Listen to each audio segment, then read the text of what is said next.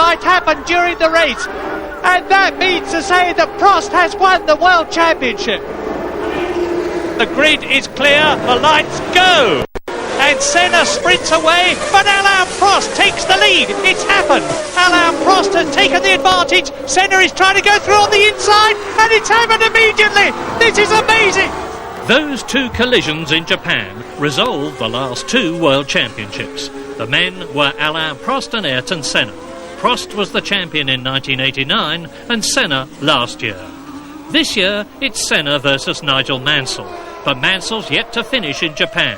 Last year he could have won in his Ferrari. With Senna, Prost and Berger all out by lap 3, Nigel had a commanding lead when he stopped for tyres. But then this, a broken drive shaft. 2 races ago, Mansell was 24 points behind Senna, and with the championship seemingly a lost cause. But with his superb win in Spain, he closed the gap.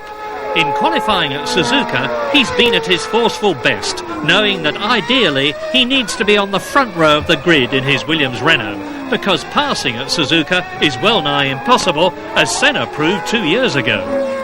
Mansell passed Senna and Berger by the second corner in Portugal, but they'll be watching out for him this time. Suzuka is the home of Honda, and Honda-powered Ayrton Senna wants victory for them almost as much as for himself. With 59 pole positions and Honda's only Japanese win behind him, Ayrton was in his usual spellbinding form in Saturday's final qualifying session. Starting in front of Mansell would give him an enormous advantage, and driving at nearly 200 miles an hour, he gave it his all. At Suzuka, you need power, a perfectly balanced car, supreme skill and experience. Senna has them all. And this is Suzuka's ludicrous new chicane, 30 metres further on from the one where Senna and Prost met 2 years ago, and even slower. But Senna's best wasn't good enough. For the second race in succession, his teammate Gerhard Berger is in pole position. With 2 McLarens in front of him on the grid, Nigel Mansell truly has a mountain to climb in Japan. If anyone can climb it, he can. But to stay in the championship, he really has to win, with Senna no higher than 3rd. So the atmosphere here at Suzuka is, to put it mildly, electric. There is an absolutely enormous crowd here, and as you already know, the World Championship situation is most exciting, not only in the Drivers' Championship, but also in the Constructors' Championship, because at the last race in Spain, Williams got ahead of McLaren, who had earlier in the season lost the lead in the championship to Williams, having held it for 40 races. So, Ayrton Senna leads the Drivers' Championship from Nigel Mansell, and Williams lead the Constructors' Championship from McLaren. And you can see in pole position on the right-hand side of the screen as you look at it, but significantly on the left-hand side of the grid, Gerhard Berger, the Austrian, who has really come good in the last few races. In Spain, he took pole position, beating his teammate Ayrton Senna, who has 59 pole positions in his incredible career. And Gerhard Berger has repeated that situation here in Japan. Now, I say significantly because the left-hand side of the grid is very much the best side of the grid to be in Japan. Last year, the grid pole position was on the right-hand side of the grid, which, to put it mildly, displeased Ayrton Senna, who had pole position, because his bitter World Championship rival, Alain Prost, last year was on the left-hand side of the grid, which, as I have just said, is the better side. It's not so dirty, or it's not dirty at all. And last year, you've just seen what happened, that coming together between Senna and Prost for the second year running. Well, this year, Berger is on the left, and most significantly, so is Nigel Mansell, because Mansell is behind Berger, Mansell 3rd on the grid, which means to say that Mansell should have a slightly better position when that green light comes on.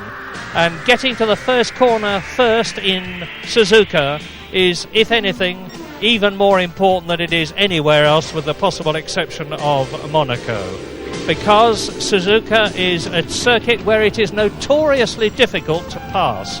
There is only one place that you can hope to do so, and that is the notorious chicane, which has been moved this year. It's 30 metres nearer the start and finish position.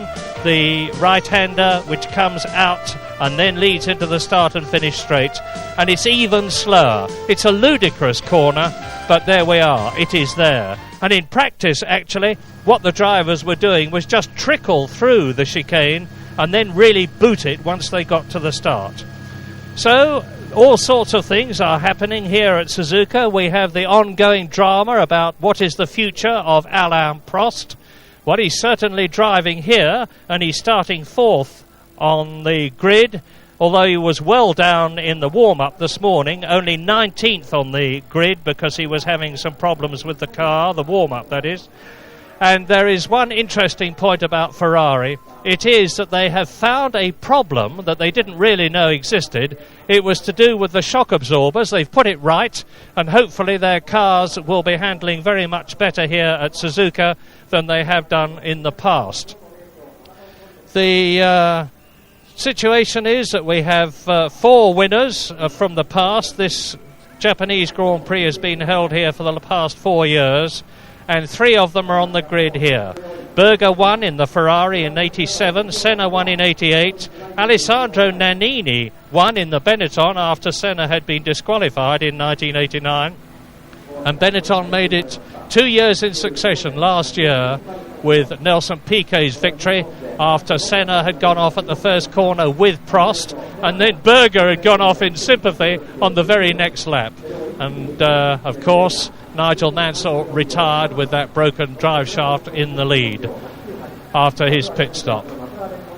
There then is the position in the Drivers' Championship. Nigel Mansell 16 points behind Ayrton Senna, and I remind you that Mansell really has to win this race, with Senna no higher than third, for Mansell to go to Adelaide in Australia in 2 weeks' time, still with a fighting chance of getting the championship, and it would be a very remote chance even then.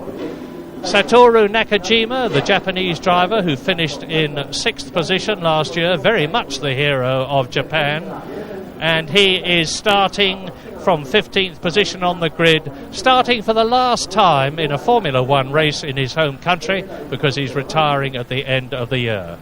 Berger on the left-hand side of the grid, Senna on the right, Mansell on the left, Riccardo Patrese in 5th position, sandwiched by the 2 Ferraris of Alain Prost and Jean Alesi, and a fine achievement by Pierluigi Martini and his teammate Gianni Morbidelli in the Minardi Ferraris, who are starting 7th and 8th, ahead of Michael Schumacher in the Benetton Ford. And Schumacher is wearing a neck brace here at Suzuka today because he went off in Nelson Piquet's car, actually, in practice, virtually destroyed it, and the Benetton mechanics have done a magnificent job in rebuilding Piquet's car for him to start in the race today.